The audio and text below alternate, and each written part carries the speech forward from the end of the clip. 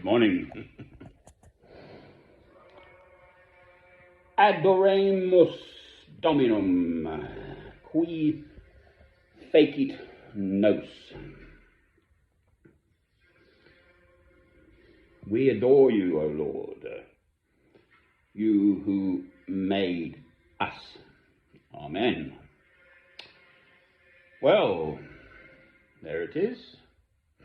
These are my beautiful Carthusian monks à la grande Chartreuse, dans les montagnes et les forêts du sud-est de la France. So, Carthusian monks, founded by St. Bruno, 1084, year 1084, and about 30 of them now in the mountains and the forests in the middle, southeast of France, not so much middle as nearer the Mediterranean. And they do this every night. Midnight vigils for 2 hours apiece.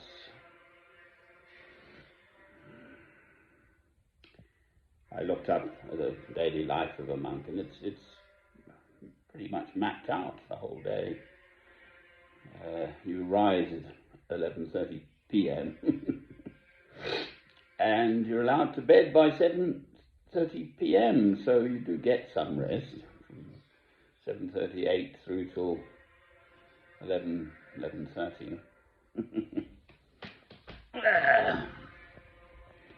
I'm too variable to again looking this stuff up.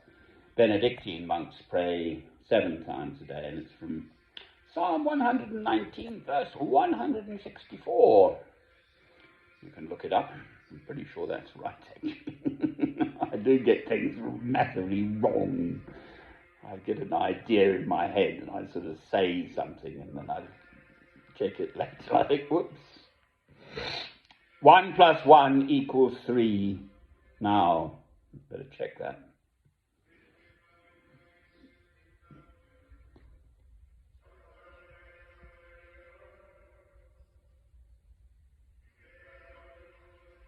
Well, I believe there are only 374 monks and sisters. I think that number is inclusive, but 19. And it's charter houses, not chapter houses, as I said in my earlier film, after the word Chartreuse. So the place is Chartreuse, I think. And they make this really rather lovely very alcoholic but herby, sweet liqueur, Chartreuse, green Chartreuse, and there's a yellow one too, to help their finances. I believe they're allowed to drink it as well. Knocks you out, man. You just don't notice it. It goes down so easily. You get through half a bottle.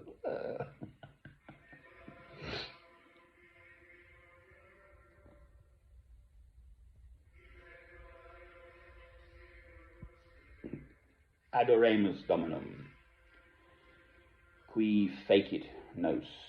Well, until one recognizes that, I am a Christian, I'm afraid you haven't even begun to understand God, which does rather condemn huge swathes of mankind, humanity, men, women, and children. Children have the opportunity to grow and to change, as do adults. And of course, there's one of the men crucified with Christ recognized Christ, and Christ said, "I will see you in heaven." So that sort of holds out the hope that there is always the possibility that the love of God through Christ can enter in if you open your heart. Amen.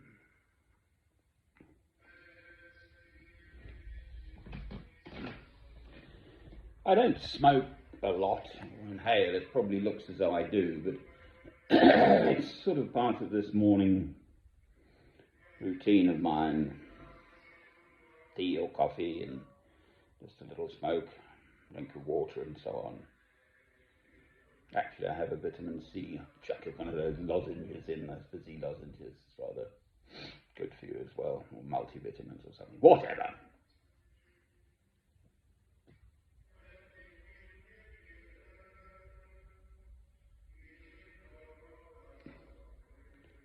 And the path to God is long and straight and hard and narrow, and many fall by the wayside.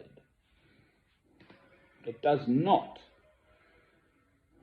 in my own personal experience, which is the only experience I can really speak from of life, obviate, get rid of all the world's troubles, certainly out there, but in one's own life one has to face evil, quite frankly, and overcome it. Good will overcome evil. But you still have to jolly well face up to it. And if anything, actually, and again, obviously only my experience, but loving God through Christ, if anything, makes life more painful in one sense, because you sense the evil about you so much more acutely, with your eyes set on the hills, as it were. And yet here we are, us foot soldiers, slogging away down below.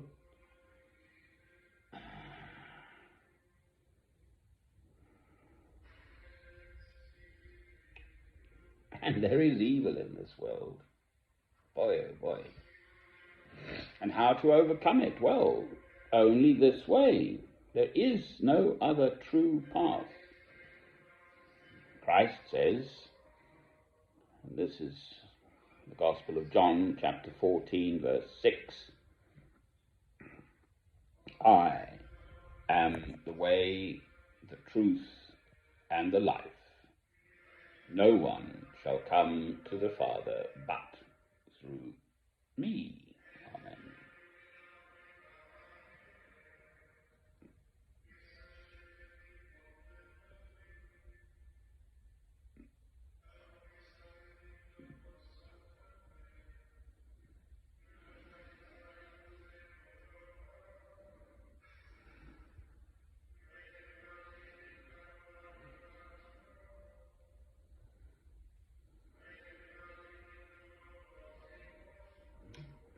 Nick Cribbins has died at the age of 93, so a goodly age.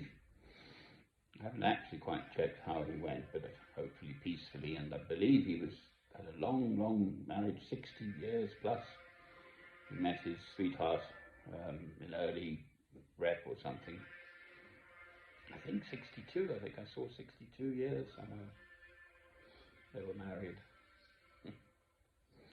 Such a likeable character, Bernard Cribbins. Of course, The Railway Children, I think, is one of the best known films he was in, and then he was the voice of one of the Wombles and Red Jackanory, and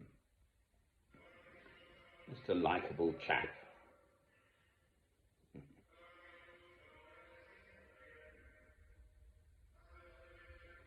Good innings, though.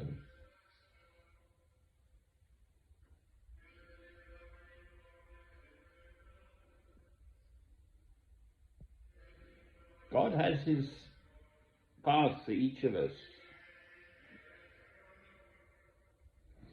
This is Psalm 139, verse 16. All the days ordained for me were written in your book before one of them came to be. Amen.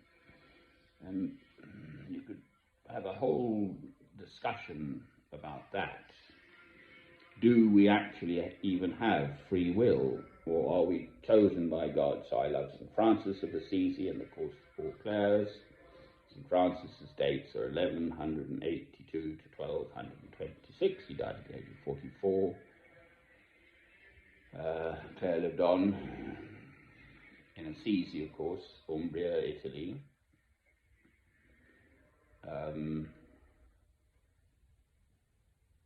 But he was chosen by God. He had this vision of Christ when he was young. He was stretching out his arms, enveloping the whole world, to love the whole world.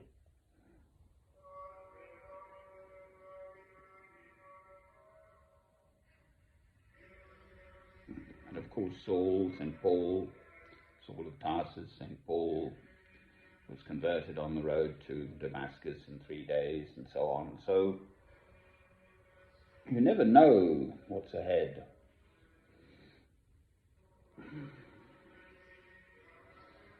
So if you're chosen, there is this chosen path. You see, this is why I wonder about this. It's going to happen in spite of yourself. So for me then, at the very least, I ought to try to put my will into God's will, as in the Lord's Prayer, Our Father which art in heaven, hallowed be thy name, thy kingdom come, thy will be done. So if one is at least seeking that, putting one's own human will and our lack of understanding, but trusting in God, then again that is a right way to be. Amen.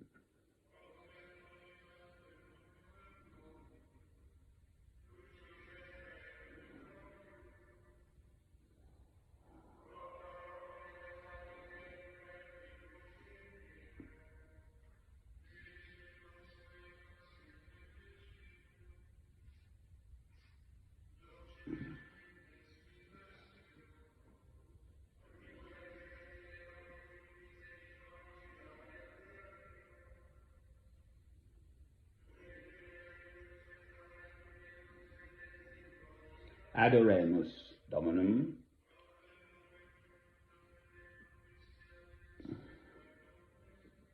Qui fecit nos.